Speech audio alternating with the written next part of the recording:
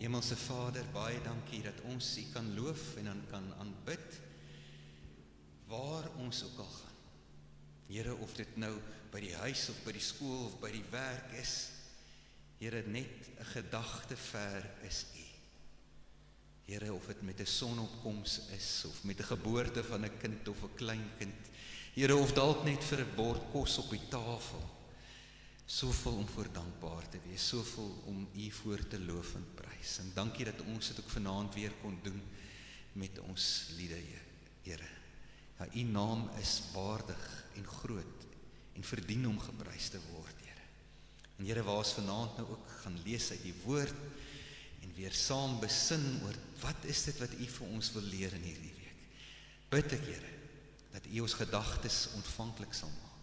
Dat U deur die Gees met ons sal praat, Here, en dat nie een van ons hier sal uitstap onveranderd nie.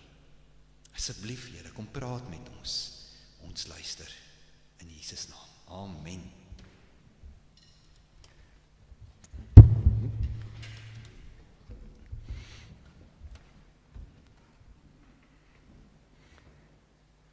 Ons is by ons tweede laaste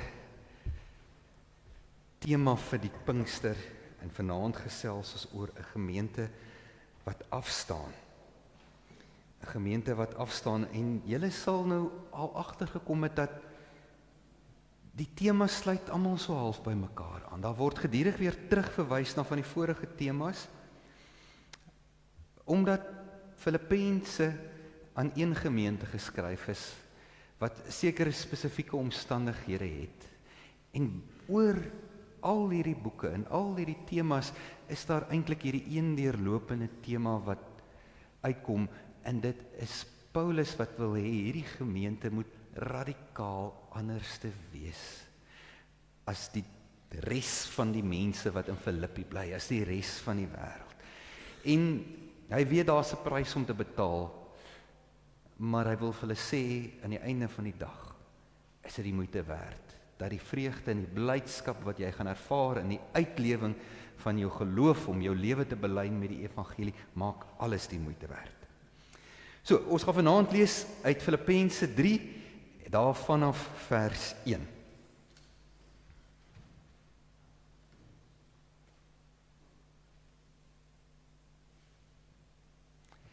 Die ware geregtigheid is die opskrif hier. Verder, my broers, wees bly in die Here. Om dieselfde dinge aan julle te skrywe is nie vir my moeite nie, en vir julle gee dit sekerheid. Pas op vir daardie dwaalleraars. Pas op vir daardie mense wat kwaadstig. Pas op vir daardie betekenislose besnydenis. Ons het die ware besnydenis. Ons wat God deur sy Gees dien. Ons wat ons op Christus Jesus beroem en nie op uiterlike dinge vertrou nie. Tog sou ek ook op uiterlike dinge kon vertrou. As iemand meen dat hy op uiterlike dinge kan vertrou, ek nog meer. Ek is op die 8ste dag besny. Van geboorte 'n Israeliet, uit die stam Benjamin, 'n egte Hebreër. In wetsopvatting was ek 'n Fariseer, in my ywer 'n vervolger van die kerk, in onderhouding van die wet van Moses om vryspraak te kry, onberispelik. Maar wat eers vir my 'n bate was, beskou ek nou as waardeloos ter wille van Christus. Ja, nog meer, ek beskou alles as waardeloos, want om Christus Jesus, my Here te ken, oortref alles in waarde. Ter wille van hom het ek alles prysgegee, en beskou ek dit as verwerplik, sodat ek Christus as enigste bate kan verkry, en een met hom kan wees, vrygespreek, nie omdat ek die wet onderhou nie, maar omdat ek in Christus glo. Dit is die vryspraak wat God gee, omdat 'n mens in hom glo. Al wat ek wens, is om Christus te ken, die krag van sy opstanding te ondervind, en deel te hê aan sy lyding, deur aan hom gelyk te word in sy dood, in die verwagting dat ek self deel sal hê aan die opstanding uit die dood. Ek sê nie dat ek dit alles al het, of die doel al bereik het nie, maar ek span my in om dit alles myne te maak, omdat Christus Jesus my reeds syne gemaak het. Broers, ek verbeel my nie dat ek dit alles het nie, maar een ding doen ek. Ek maak my los van wat agter is en strek my uit na wat voor is. Ek span my in om by die wenstreep te kom sodat ek die hemelse prys kan behaal waartoe God my geroep het in Christus Jesus. Ons almal wat geestelik volwasse is, moet hierdie gesindheid hê. En as julle in enige opsig anders daaroor dink, God sal julle ook hierin aan julle die regte insig gee. In elk geval, laat ons koers hou op die pad waarmee ons tot hier toe gekom het. Wees my navolgers, broers, en let op die mense wat lewe volgens die voorbeeld wat ons vir julle stel. Ek het dikwels vir julle gesê, en tot my verdriet toe moet ek dit nou herhaal, daar is baie wat as vyande van die kruis van Christus lewe.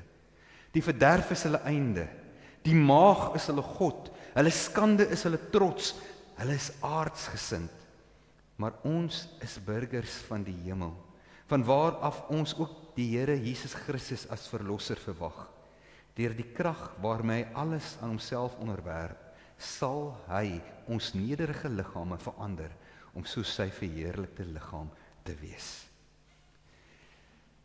Daar is aan die ooste kant van die Rocky gebergtes in Kanada 'n tipe skoenlapper, die monarch skoenlapper noem hulle hom. En wanneer dit herfs word, dan migreer hierdie skoenlapper meer as 4000 kilometer suidwaarts tot in 'n woud daar in Mexiko. En dan, wanneer die seisoen weer draai en dit raak weer lente, dit was herfs, dit raak weer herfs hieronder, dan keer hulle terug, weer 4000 kilometer terug, tot daar oos van die Rocky gebergtes in Kanada. Wat hierdie so besonders maak, is dat die skoenlappers wat terugkeer, is nie die skoenlappers wat oorspronklik afgemigreer het nie. Tussen die migrasie terug en die wat oorspronklik daar aangekom het, is daar ongeveer 3 tot 5 generasie skoenlappers. So daar is geen skoenlapper wat meer die pad terug kan onthou nie. So hoe kom hulle dan nou terug, daar waar hulle dan vandaan kom? Die navorsers het baie inligting oor hierdie skoenlappers ingesamel, en die navorsing het daarop gewys dat hierdie skoenlappers het soort van 'n ingeboude sonkompas in sy antennes. Sy antennes, die rigting of iets waarop die son op hulle skyn, weet hy presies in watter rigting hy moet vlieg. En dan het hulle ook 'n baie sterk ingeboude tydmeter, en is hulle ook sensitief vir die magnetiese veld van die aarde, soos wat ander diere is. Ek dink maar aan duwe en hierdie seeskilpaaie en wat is daar nog, diere, swaalkies, wat ook sensitief is vir die aarde se magnetiese veld. So dan, sonder dat enige iemand vir hulle sê of die pad wys, weet hierdie skoenlappers wat sy oupa se oupa se oupa grootjie die reis gedoen het, ken hulle die pad terug. Vriende, dis belangrik om koers te hou, om te weet waartoe jy gaan.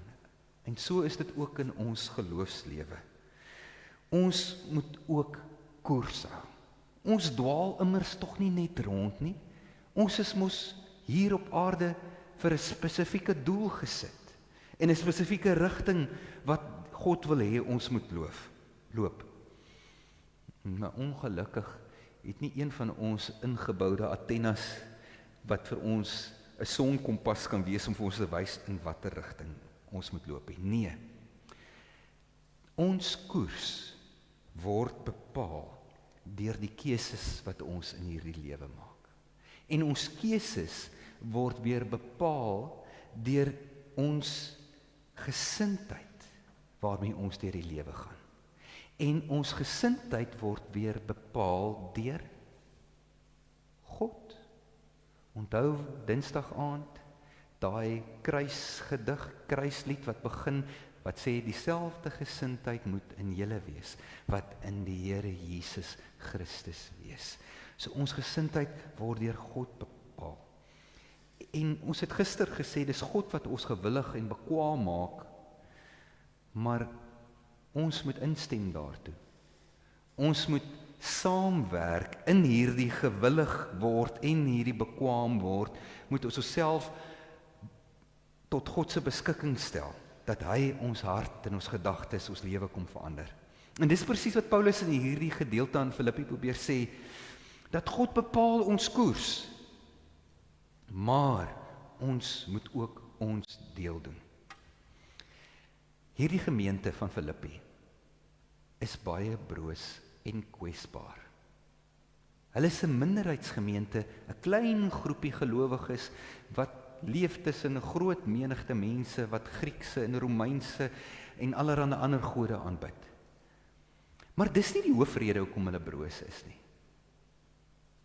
Hulle is broos omdat dit nog maar hulle beginjare is, omdat hulle nog onseker is van hulle eie identiteit en wat dit presies is wat God van hulle elkeen verwag en hoe hulle moet saamwerk.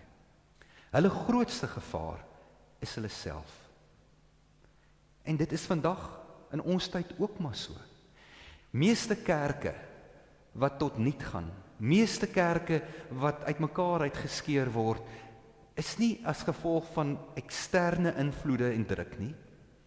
Dit is dinge wat binne in die gemeente self gebeur, wat maak dat 'n gemeente doodloop, of wat hy uitmekaar uitskeur. So hierdie gemeente van Filippi is nog baie, baie broos. En een van die gevare is dat hulle sal koers verloor.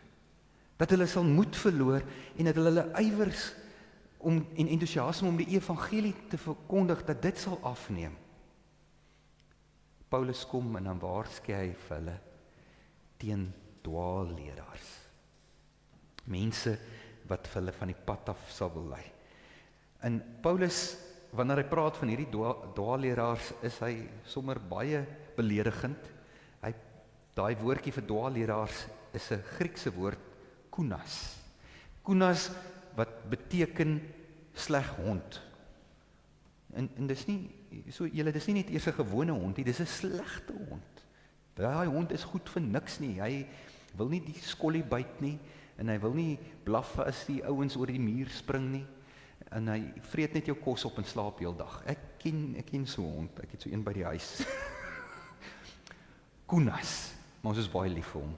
Vir haar. Sy is 'n pragtige hond, maar ja. Kunas. Dis 'n dwaalleraar. Hy's goed vir niks. Paulus waarsku hulle teen hierdie kunas. Hy sê hy sê vir hulle dat hierdie kunas, hierdie dwaalleraars kom in twee gestaltes voor. Jy het die van hulle wie se maag is hulle God. Eintlik wat hy daardeur probeer sê is hierdie mense leef na die vlees. Hulle jaag hulle eie vleeslike begeertes na. Hulle doen eintlik net wat vir hulle lekker is. Hulle wil net die lewe geniet. Solank alles net gaan soos wat hulle dit wil hê, is hulle tevrede en hulle lekker kan eet en kan drink en oorvloed kan geniet, het hulle verder nie veel van 'n saak nie. Die verderf is hulle einde, sê Paulus in vers 19. Die maag is hulle God, hulle skande is hulle trots, hulle is aardsgesind. Ouens wat hulle aardse lewe en prioriteite eerste stel. Dis nie dat hulle nie kinders van die Here is nie, maar die evangelie en die kerk en hulle geloof speel tweede viool in hulle lewe. En dan aan die ander kant het jy weer die konservatiefes, die wat nog wil preek dat hulle moet die besnydenis hou, die ouens wat nog glo die wet en die nakoming van die wet is verskriklik belangrik en ons moet alles doen soos ons het nog altyd gedoen het, ons moet niks verander nie, ons bly in ons baan, ons bly net soos ons is. En dat dit is meer belangrik dat ons die reëls nakom as wat dit is om 'n lewende verhouding met Jesus na te jaag. En dan maak hulle die vryheid wat die evangelie vir mense moet gee, eintlik 'n juk wat mense swaar aandra. In ons kerk vandag is ons bekend met al twee tipes. Ons kry hulle. Die Sondagchristene, hulle wat op 'n Sondag in die kerk kom sit en mooi luister wat die dominee sê, hulle geld in die bordjie gooi, hulle amen aan die einde sing, en as hulle by daai deur uitloop, dan sit alles oor verby tot volgende Sondag. Môre by die werk, dan sit weer word ouens geskel en gevloek, en by die huis gaan dit rof, en hulle leef net soos wat hulle wil leef. En dan volgende Sondag kom hulle weer kerk toe. Maar deur die week, ja, dalk sal hulle nog so af en toe bietjie Bybel lees en bid as hulle onthou, maar dis nie prioriteit nie. Hulle het ander goeders waarop hulle fokus. En die mense wat ook vashou en wat sê niks in die kerk moet verander nie, ons moet alles hou soos dit wat nog altyd was, hulle kruis ook in die kerk. En mens mag nou maklik enige kant toe veroordeel, maar julle, dit is so maklik om in enige van hierdie strome in te beweeg. Want jou Sondagchristene, vir hulle lê daar 'n stuk sekuriteit om deel te wees van die wêreld. Dis 'n veilige plek om saam met die stroom te gaan en saam te deel te wees van die trop en te doen wat die trop doen. Daarin lê 'n stuk sekuriteit. So mense kan maklik sê, maar jy weet, dis waar ek myself wil bevind. Maar daar's ook 'n stuk sekuriteit dat jy hierdie Sondag kerk toe kom en hierdie diens lyk nog presies dieselfde as wat dit verlede week Sondag gelyk het, en dit lyk presies dieselfde as wat dit 10 jaar terug gelyk het, of wat dit 20 jaar terug gelyk het. Daar's ook 'n stuk sekuriteit vir mense daarin. So daar's nie regtig waar dat enige van hierdie partye veroordeling teenoor mekaar kan wees nie. Want albei is die gebrek daar aan die gesindheid van die Here Jesus, wat sê, maar dit gaan nie oor my nie. Op die ou end gaan dit net oor die evangelie en die verkondiging daarvan en die uitbreiding van God se koninkryk. Paulus sê dat ons wat God deur sy gees dien, in ander woorde, ons wat toelaat dat God ons gesindheid en ons gedrag bepaal, ons wat op Christus roem en nie op uiterlike dinge nie. Dis ons wat op die regte koers is. As jy jou roem vind in Christus, dan is jy op die regte koers. En dan, Paulus was seker bang dat daar mense in hierdie gemeente van Filippi is, wat sy bona fides gaan betwyfel, wat gaan dink, ag, wie is hierdie Paulus nou, om vir ons te kom sê, wat ons moet doen, en wat ons moet glo. Hy is sommer hier jy. Ja, ek gaan my nou nie steur in die Paulus ou nie. Waar kom hy in elk geval vandaan om vir ons te kom voorskryf? So net om vir daai ouens mooi te verduidelik, ek is nie sommer net hier nie, gee Paulus sy CV vir hulle. Julle, en Paulus het 'n baie indrukwekkende CV gehad. Hy noem vir hulle dat hy 'n Joodse herkoms het, dat hy 'n opregte Hebreër was, dat hy op die 8ste dag besny was, daai hele lyn. Ek meen, dat niemand enige iets slegs van hom kan sê, of enige klag teen hom kon inbring. Hy was die perfekte Jood. Maar nie net was hy 'n perfekte Jood nie, hy was ook hoogs opgelei. Hy het aan die voete van Gamaliel het hy geleer. Hy was 'n Fariseer, hy het op die Sanhedrin gedien. Dis 'n formidabele persoon hierdie, met formidabele prestasies, opvoeding, geleerdheid. In ander woorde, moenie sê ek is niemand nie. Ek het nogal iets van myself gemaak. En dan nadat Paulus al hierdie dinge gesê het, dit klink amper of hy bietjie brag. Dit klink amper of hy nou bietjie brag oor al sy prestasies en alles wat hy in die lewe behaal het. Dan gooi die hele appelkar om. Want dan sê maar, ek het gekies om 'n dienaar van Christus te wees. En ek leef met die gesindheid van die Here Jesus in my. Ek is 'n dienaar, 'n slaaf. Ek dink niks van myself nie. Paulus het homself heeltemal leeg gemaak van alles waarop hy kom roem. In vers 8 sê hy, ek beskou al hierdie dinge beskou ek nou as verwerplik. Die Griekse woord is skubala. Skubala. En almal wat nou onder 18 is, moet hulle ore toedruk, want ek wil nou sê wat beteken daai woord regtig. Druk julle ore toe, toe kom al julle kinders, druk toe daai ore, ek wil sien. Dit beteken, poef, skubala. Ek sê dit nou mooi, dit is wat die Griekse woord beteken, dit was 'n lelike woord, om iets lelik te beskryf. Ons in Afrikaans, het ons ander woorde wat ons gewoonlik daarvoor gebruik. Want dit is hoe Paulus daaroor voel. Die ander Afrikaanse, ek dink in die 53 praat hulle van drek. Dis alles 'n klomp drek, sê Paulus. Dis verwerplik, ek wil niks met daai goed te doen hê nie. Ek gaan my nooit weer daaraan steur of daaroor roem of dat ek enigstens my daaroor aanmatig nie. Dit is 'n klomp leg. Want om die Here te ken is vir hom die grootste ding. Dit is vir hom 'n bate, iets wat hy syne wil maak. Dit is wat die koers van sy lewe bepaal.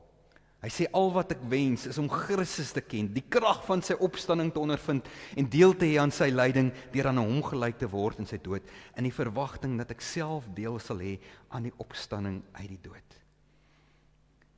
Elke keer wat Paulus praat oor die Here Jesus en hoe hy homself vereenselwig, sal hulle sien is hierdie twee kante, dis die kruis en die dood en dis die opstanding en die verheerliking.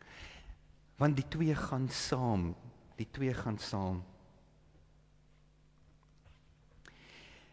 Ek gaan nou eerlik wees met julle vanaand. Paulus intimideer my so bietjie. Hoe hy geleef het, hierdie absolute oorgawe en toewyding. Ek weet nie of nee. Ek wil amper sê dis 'n bietjie erg. As ek vir jou vra, waarop is jy trots in jou lewe? Het jy iets in jou lewe waarop jy trots is?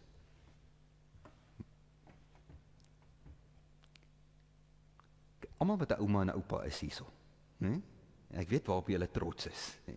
Ek gaan kuier mos so by die oumas en oupas en dan word die selfone uitgepluk. En nou moet ek nou deur al daai foto's kyk. Ag, ek geniet dit so. Dit is my so lekker. Ons het ons goed waarop ons trots is. Hier's van julle wat verskriklik goed met julle hande kan werk en enigiets kan regmaak. Dit is 'n saak van trots. Daar's van julle wat verskriklike mooi tuine het en wat groen vingers het. Dit is 'n saak van trots. Daar's van julle wat die mooiste kleinkinders het. Dis julle almal, skus. Daar is julle wat weet ek is goed in my werk wat ek doen, of my plaas waarop ek werk, of my huis is baie netjies, my werf. Ag, daar's soveel goeders waarop ons self sê, maar dis nogal iets wat my laat goed voel oor myself, iets waarop ek trots is. Is dit nou dat die Here vra dat ons nou al daai goeders net moet. Dit is mos nou nie moontlik dat 'n ou alles waarop jy trots is net so kan weggooi en nou is dit skielik beteken dit vir jou niks nie. Wat Paulus hier vra is mos nou eintlik onmoontlik. Maar nou het ek vir julle goeie nuus, net voor julle bekommerd raak dat ons dalk die Bybel nou nie lekker lees nie. Want sien, vir Paulus was dit ook onmoontlik. En hy sê dit daar in vers 12. Hy sê, ek is nog nie heeltemal daar nie. Ek het dit nog nie heeltemal bereik nie. Dis die idee in sy kop, dis 'n strewe, dis 'n fokus van hom, maar so hard soos wat hy probeer, en so goeie ou soos wat hy is, en ek weet, Paulus het hard probeer, ons kom dit agter, hy was nog nie daar nie. Maar hy gebruik die feit dat hy nog nie daar is nie as 'n verskoning, om te sê, maar okay, ek gaan dit nooit bereik nie, ek gaan nou maar net dit los nie. Nee.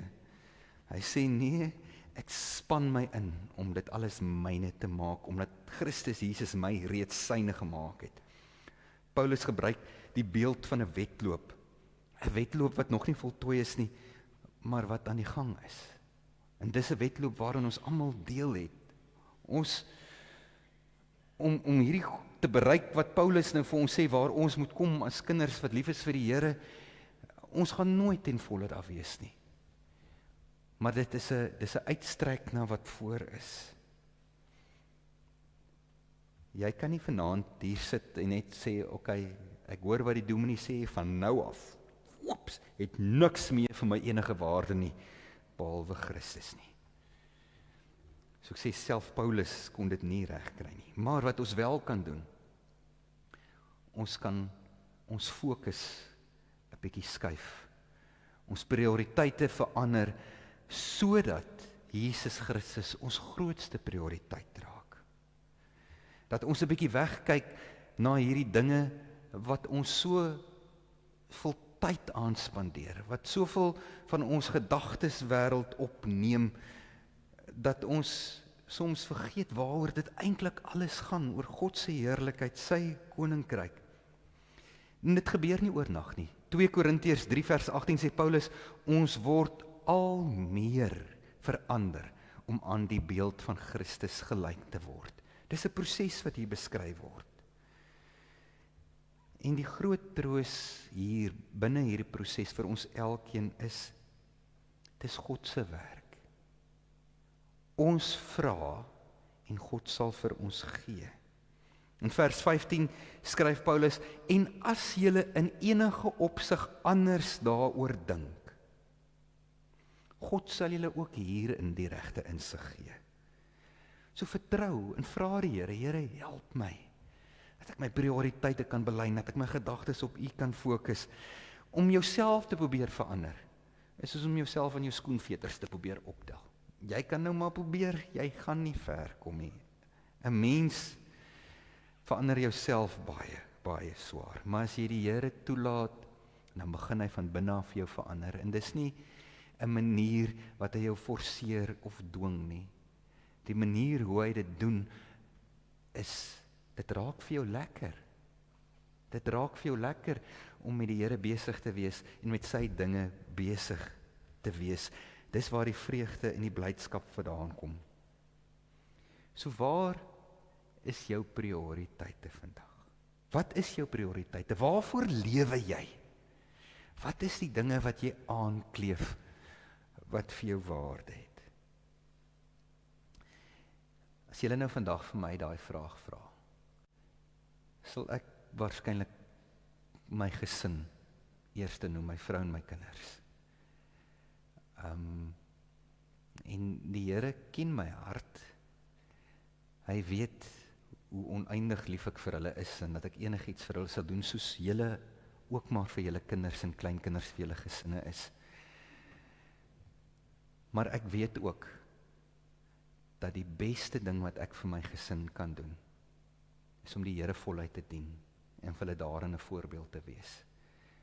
En dit bly ook voortdurend my gebed dat hulle ook die Here sal leer liefkry en leer ken en sy seën en sy ongelooflike genade ervaar soos wat ek dit in my lewe aanvaar, dat hulle ook hierdie pad saam met hulle kan stap en ook hierdie vreugde kan beleef.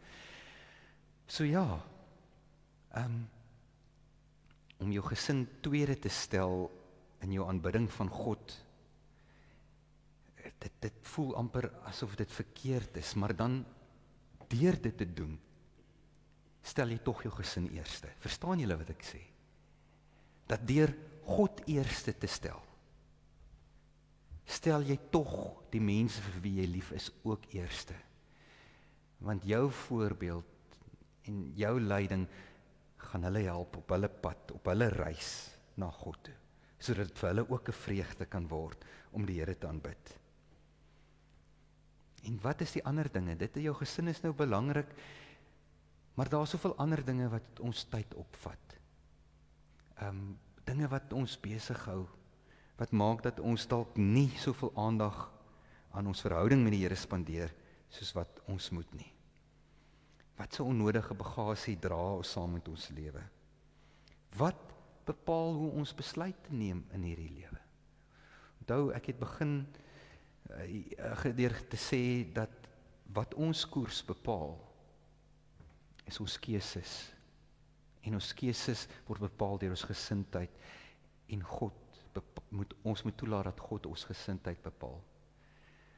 So, kom ons doen dit. Kom ons vra die Here, Here, laat ek al hoe meer soos U word. Laat u gesindheid my gesindheid wees.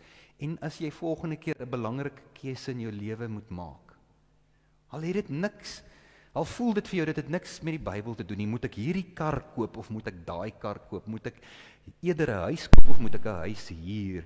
Moet ek my kinders na hierdie skool toe stuur? Moet ek na daai skool toe stuur?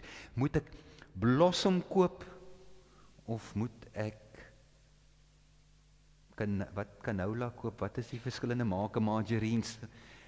Maak die Here deel van jou keuses. Laat jou gesindheid jou keuses bepaal. En dan, glo ek, gaan ons 'n verskil kan maak. 'n Gemeente wat God liefhet, is 'n gemeente wat afstaan, sodat die navolging van Jesus Christus die eerste en die belangrikste prioriteit is. En dan word al die ander dinge in jou lewe belyn met hierdie prioriteit. En dan skyn ons lig. Dan raak ons mense wat 'n impak maak op hierdie wêreld. Mag die Here vir my en vir jou elkeen daai help. Dis nie maklik nie. Sê saam met Paulus, ons is nog nie daar nie, maar ons strek ons uit en ons maak ons los van wat agter is. Amen. Kom ons bid saam. Here Jesus, U het vir ons die perfekte voorbeeld gestel. Here, U elke woord en elke daad was deurweek met liefde en genade van God die Vader. Here, en U vra dat ons U voorbeeld moet navolg. Vader, Here, ons worstel daarmee. Daar is so baie dinge in hierdie lewe wat ons aandag eis. So baie dinge wat ons glo 'n prioriteit is en wat dringend is en wat nou gedoen moet word. Here, as ek dan een groot gebed vir myself en elkeen wat hier is vandag kan bid is, maak ons goeie bestuurders van ons tyd. Dat ons tyd reg sal indeel en aan U, ons grootste prioriteit, die tyd gee wat U toekom, in ons stilte tyd, in ons kerk toe gaan, in ons kwaliteit tyd saam met ons gesin, in ons huisgodsdiens, in ons deel van die evangelie met ander mense. Help ons, Here. Help ons daarmee, dat ons U voor oë sal hou, en ons sal losmaak van dit wat ons terughou, om U met oorgawe te dien. Ek bid dit in Jesus se naam alleen.